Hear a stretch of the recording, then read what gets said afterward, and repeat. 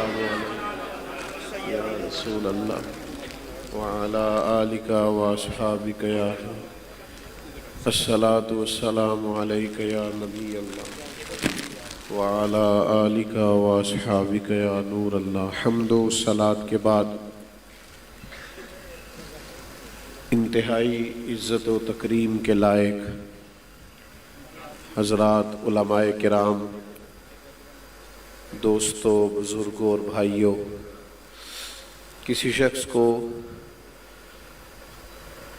دین کی نسبت رکھنے سے قابل احترام سمجھنا اور اس سے محبت کرنا، اس کے بارے میں اچھا گمان رکھنا، یہ بہت بڑی اچھی بات ہے.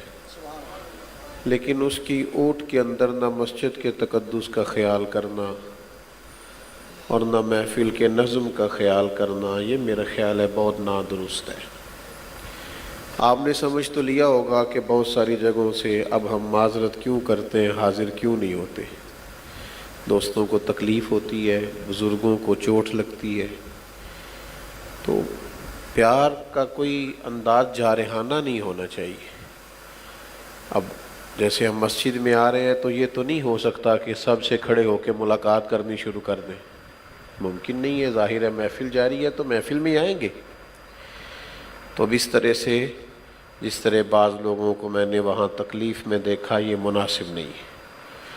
تو چھوڑ دیں بھائی، آپ اللہ سلامت رکھے. آپ نے سن تو لی یہ بات، ماشاءاللہ آپ تو بڑے پیارے ہیں، قریب بیٹھے ہو. تو عرض یہ کرنا چاہتا ہوں کہ اب ہمیں بہت زیادہ، بعض بزرگ پھر ہم نے دیکھا ہے کہ انہوں نے عوامی جلسوں میں آنا چھوڑ دیا، مجبوری بن جاتی ہے بعض اوقات ایسی کہ پھر وہ بالکل ختم کر دی جاتی ہیں چیزیں. تو آپ ہمیں ذرا موقع دیں تاکہ ہم آیا جایا کریں، اس لیے تھوڑی آسانی بنائیں کہ آسانی سے آ جائیں، کچھ دین کی بات کریں، اپنے لیے ذخیرہ آخرت بنائیں اور کچھ گنجائش بن جائے. اللہ تعالیٰ آپ کو بہت سی برکات عطا فرمائے. کیا ہی اچھا ہوتا یہ کسی کھلی جگہ پہ انتظام ہوتا، تو جو احباب بیچارے باہر تکلیف میں ہیں ان کے لیے بھی آسانی ہوتی. اللہ تعالیٰ مزید برکات عطا فرمائے اور اہتمام کرنے والوں کو اللہ تعالیٰ بہترین جزا نصیب کرے. آج چونکہ جشن ولادت کا بھی خوبصورت عنوان ہے اور ساتھ فکر رضا کانفرنس بھی ہے، اور فکر رضا صرف اور صرف محبت رسول ہی کا تو نام ہے. تعظیم رسالت مآب صلی اللہ تعالیٰ علیہ وسلم ہی کا نام فکر رضا ہے. چند ایک گزارشات آپ کی خدمت میں عرض کرنی ہے، امید ہے آپ توجہ فرمائیں گے. انسان کے کچھ رشتے ایسے ہوتے ہیں جو بڑی معنویت رکھتے ہیں اور بڑے حساس ہوتے ہیں. ان رشتوں میں سے جو سب سے حساس ہمارا رشتہ ہے وہ نبی کریم علیہ السلام کی بارگاہ کے ساتھ ہے. اللہ تعالیٰ نے اس رشتے کی نزاکت اور حساسیت کو خود بیان فرمایا. ارشاد فرمایا کہ النبی اولیٰ بالمؤمنین من انفسہم، فرمایا یہ نبی مومنوں سے ان کی جانوں سے بھی زیادہ قریب ہے. آپ غور فرمائیں اس قربت کا، اس کمال کا، اس پر آپ توجہ کریں تو آپ ایک اور نئے راستے میں نکل جائیں گے. ایک نئی سمت آپ کو سوچنے کے لیے ملے گی کہ اتنی قربت ہے ہمارے نبی کریم علیہ السلام کے ساتھ کہ حضور ہماری جانوں سے بھی ہمارے زیادہ قریب ہیں. نبی کریم صلی اللہ تعالیٰ علیہ وآلہ وسلم نے بھی کئی مقامات پر اس نزاکت کو بیان کیا ہے. یعنی ایک تو وہ معروف حدیث ہے جو ہم سب کو آتی ہے، حضور نے فرمایا تم میں سے کوئی اس وقت تک مومن نہیں ہو سکتا جب تک وہ اپنے ماں باپ، اپنی اولاد اور ہر چیز سے بڑھ کر مجھ سے پیار نہ کرے. اور ایک مقام پر حضور علیہ السلام نے یہ بھی ارشاد فرمایا کہ تم میں سے کوئی اس وقت تک مومن نہیں ہو سکتا جب تک اس کی خواہشیں اس دین کی پیروی میں نہ آ جائیں جو دین میں لے کے آیا ہو. یعنی یہ رشتہ اتنا حساس ہے کہ مومن سوچے بھی وہ جو مدینے والے محبوب چاہتے ہیں، یعنی اس کی خواہشات بھی وہی ہوں جو حضور علیہ السلام کی رضا ہے۔ وہ جب اس طرح کا ماحول، اور آپ نے پھر موبائل نکال لیے ماشاءاللہ تھے اچھے ڈھکے چھپے تھے، میں نے کہا چلا کر لیں گے 20-25 منٹ کا، لیکن آپ سے تو 10 منٹ کا بھی نہیں ہوا۔ چھوڑ دیں بھیا، آپ اٹھاتے ہیں تو پچھلے والے کو تکلیف ہوتی ہے۔ یہ بنا رہے ہیں نا 2-4 دوست، میرا خیال ہے دے دیں گے، سب کو دے دیں گے نا جی انشاءاللہ تعالی۔ وہ کر لیا وعدہ انہوں نے مسجد میں، انشاءاللہ مل جائے گی۔ آپ توجہ کریں بات پر۔ تو اللہ کے حبیب علیہ الصلاۃ والسلام کے ساتھ جو ہمارے رشتے کی نزاکت ہے اس کو ہم نے سمجھنا ہے۔ اب جب ہمارا بڑا گہرا تعلق ہے نبی پاک علیہ السلام کے ساتھ، بڑا گہرا،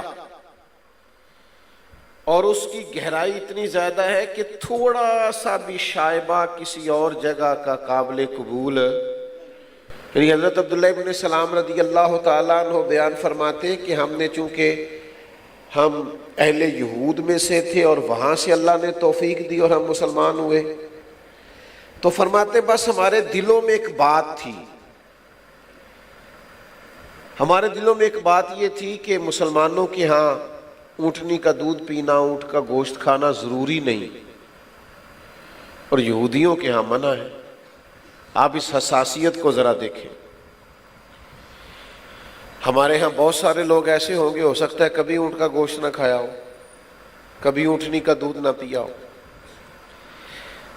فرماتے مسلمانوں کے ہاں ضروری نہیں تھا اور اہل یہود کے ہاں منع تھا۔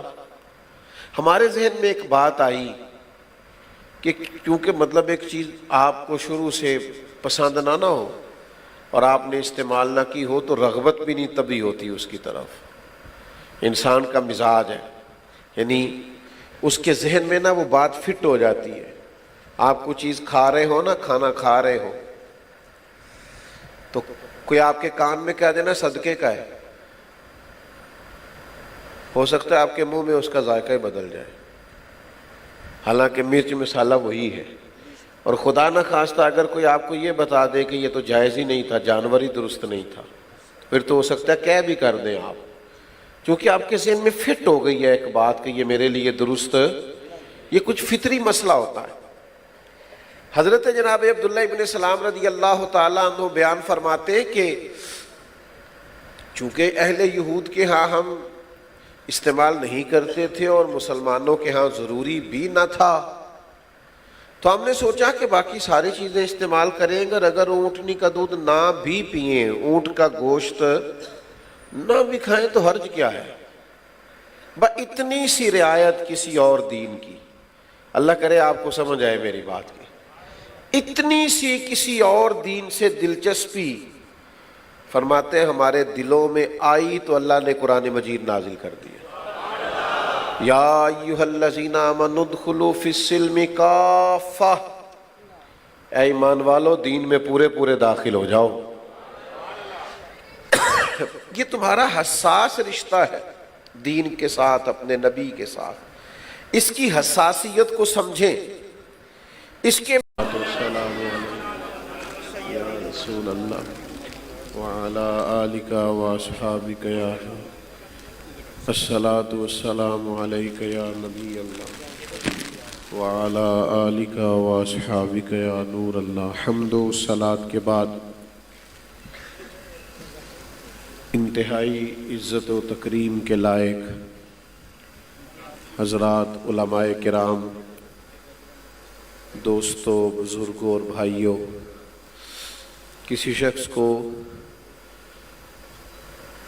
دین کی نسبت رکھنے سے قابل احترام سمجھنا اور اس سے محبت کرنا، اس کے بارے میں اچھا گمان رکھنا، یہ بہت بڑی اچھی بات ہے۔